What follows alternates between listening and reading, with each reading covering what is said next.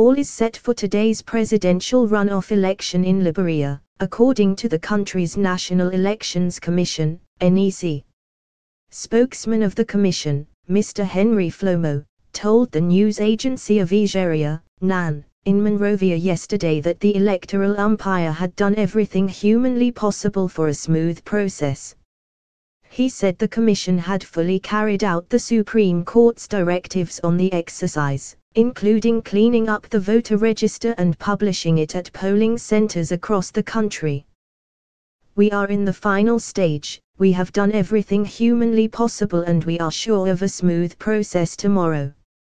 With the help of ECOWA's technical team, yes, we did that, cleaning of the voter register, days ago, and we have also completed other mandates that say we should post them before election. We completed that since Friday. As we speak, people should have no problem now locating their rooms, voting points, because the background for that was for people to know which room they belong to. One of the issues in the first round of elections on October 10 was the inability of many voters to locate their right voting points because the voters' register was not displayed ahead at polling centers ahead of the exercise as required by law.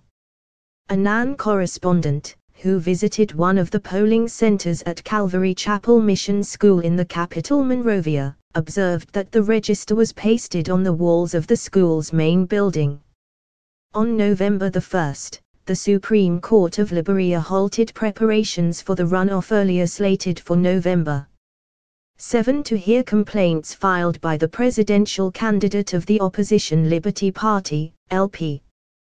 The LP flag bearer, Mr. Charles Brumsky, who came third in the first round of the elections on October 10, had alleged massive fraud and irregularities in the exercise. The ruling Unity Party, UP, and its presidential candidate, Vice President Joseph Boakai, joined Brumsky in his call for a rerun of the election. Ruling on the case on December 7, 2017, the Apex Court acknowledged there were irregularities in the October 10 polls as alleged by the complainants. But it held that level was not sufficient to warrant the cancellation of the results as requested. The court, however, mandated NEC to do several things before the runoff to ensure compliance with the standards of publication of the voter register known as Final Register Roll, FR. It ordered the Commission to clean up the FR to ensure that multiple names of identification numbers were removed from the FR.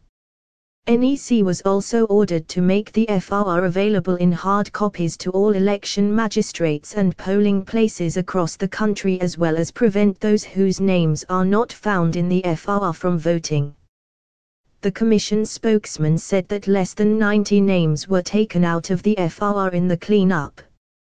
Not many names, just few, very few, less than 90 names were taken out because that was part of the Supreme Court mandate that we remove names that have multiple numbers. But we didn't remove all of them. Some were maintained and given new cards.